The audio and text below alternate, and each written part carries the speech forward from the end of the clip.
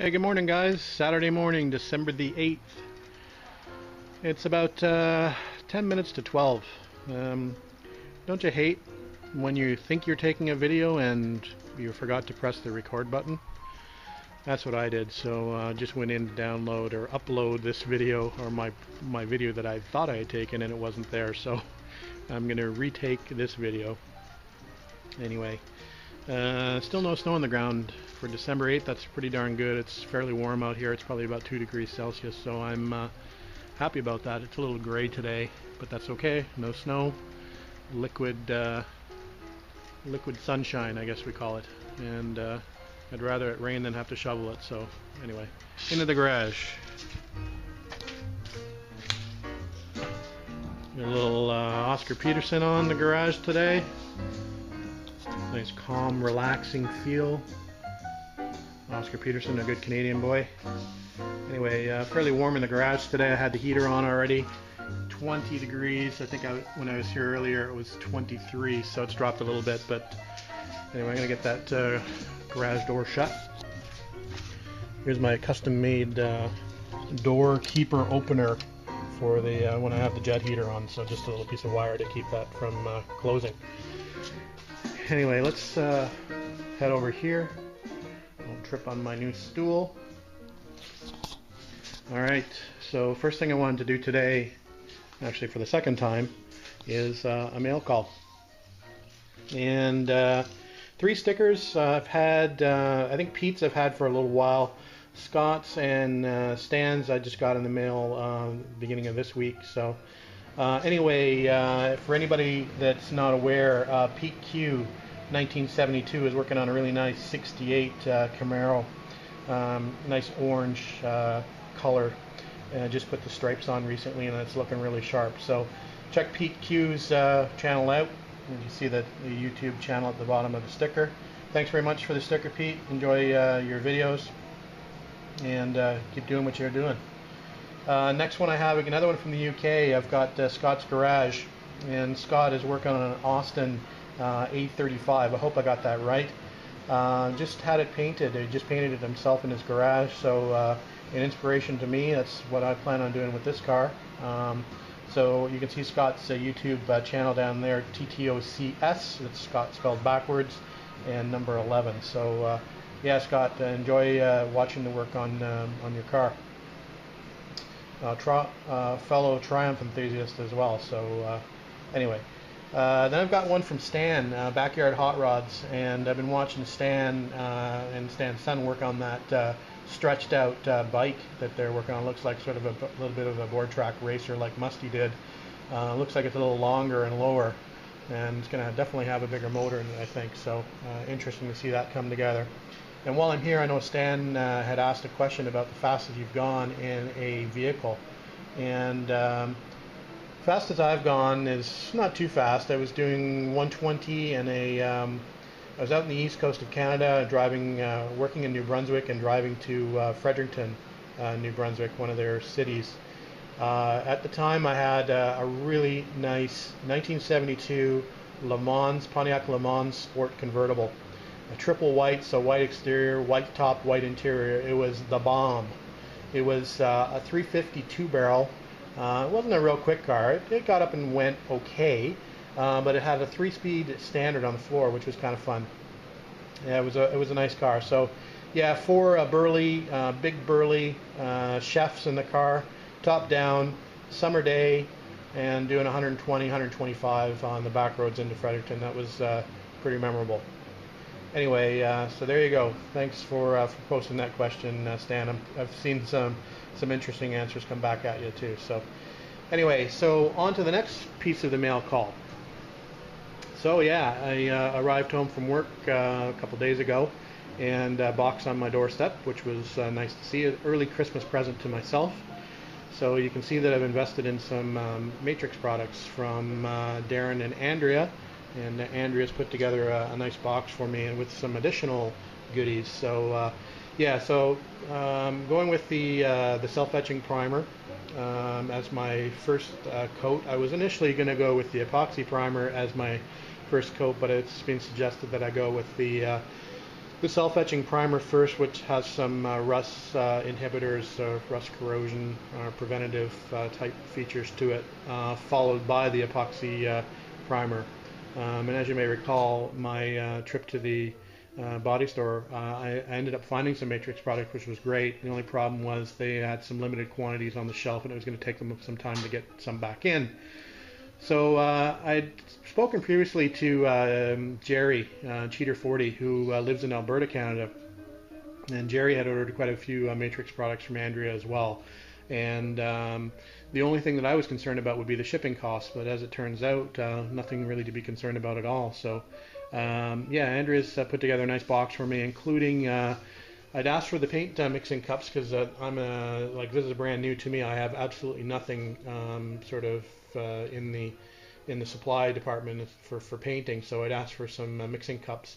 Andrew's been kind enough to throw me in the mixing sticks, which is great because I mix stuff with old screwdrivers and pieces of old pipe, that kind of thing. Whatever I've got laying around. So it's nice to have some nice clean mixing sticks, some nice paint strainers for when I get to that point, and a nice pen and paper, good to make notes in the garage, the Matrix catalog, and a copy of the Auto Body Times, which is kind of dangerous for guys who are just starting out. You start leafing through that thing, and before you know it, you spent like thousands of dollars. So anyway, thanks very much for that, Andrea and Darrin.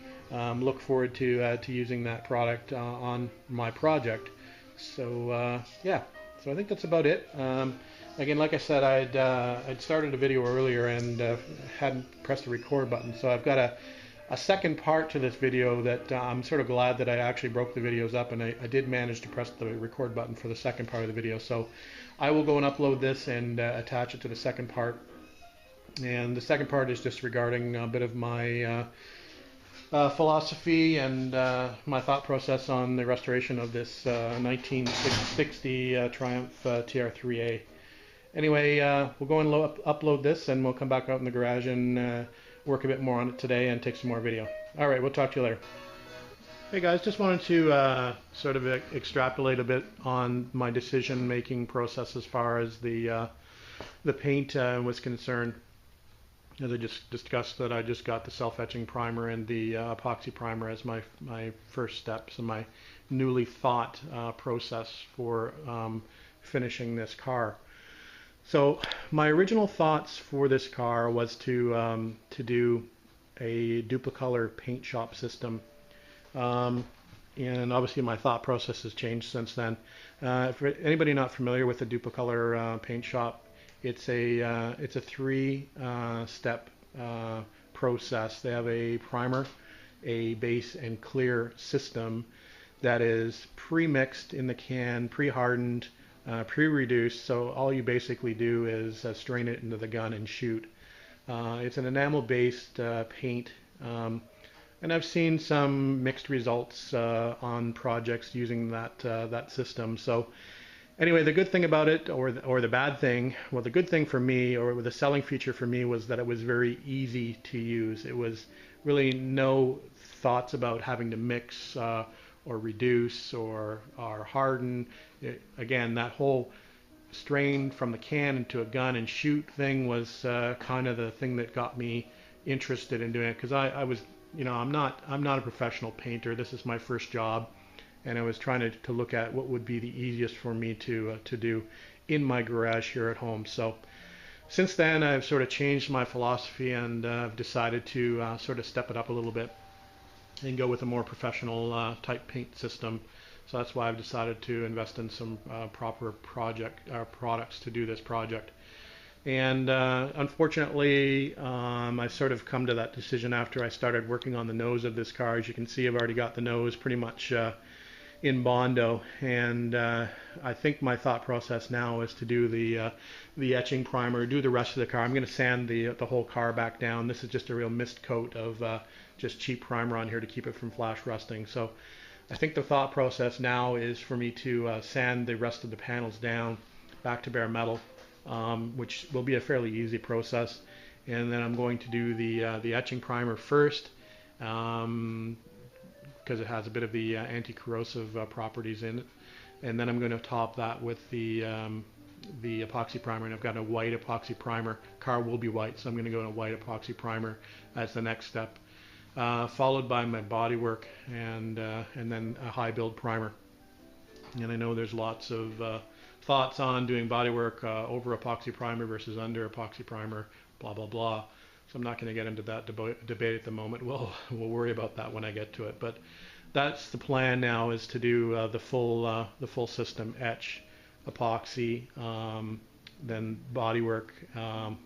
Again, don't get into that discussion, but then obviously a high build primer, 2K primer, a base coat, clear coat system. So that's the thought process on the project at this particular point in time. Who knows, that might change, but just wanted to let you know. I mean, my objectives sort of have changed, and my processes have sort of changed since the beginning of this project as things have gone along. I mean, this project initially was supposed to be a quick repaint and assembly. It's basically supposed to be more of a driver than a show car, and it still will be a driver. I don't expect it to be a show car. I expect it to be a good looking car that I'd be happy to drive around and happy to throw in the occasional local show here in an auto parts parking lot, that kind of thing. But I want it to be respectable, presentable, that type of thing, but nothing over the top. So I already have a car that's had quite a bit of money invested in the paint and body. If I want to show something professionally, I can show that car. This car is definitely more of a driver type style that I'll be painting at home in my own garage. But again, this project has morphed from just a quick paint job and a quick maybe interior redo to, replacing quite a bit of metal floors, inner rockers, outer sills, the whole rear valance of the car. Basically, a lot of the sheet metal in the front of the car, tons of sheet metal repairs here and there, little sections that I've had to cut out and repair. The rear mounts of the car were basically non-existent, rusted through the trunk panels of the car. So anyway, it's become a lot more of a project than I anticipated, but I'm enjoying it, and I'm going to continue enjoying it. I've been working on this project for quite some time, and I really am finding more of a need now to get it done and out of the garage. Because it has been so long. It's hard to work on a project when you have something else to drive that you enjoy driving in the summer, and you've got a lot of events to attend during the summer. So really the only time I can work on this is during the winter. It's a good project to get you through the winter months here up in Canada if you've got a heated garage, which I'm fortunate to have. So yeah. So anyway, I just wanted to talk a little bit about this project as a whole. I don't know if I've ever really talked about it, my philosophy or my objective for this project, so I thought I'd just put that on video so you can see where I'm headed. Alright, I think that's it. I've talked more than enough, and we'll get on with doing some work on it, and we'll talk to you later. Bye.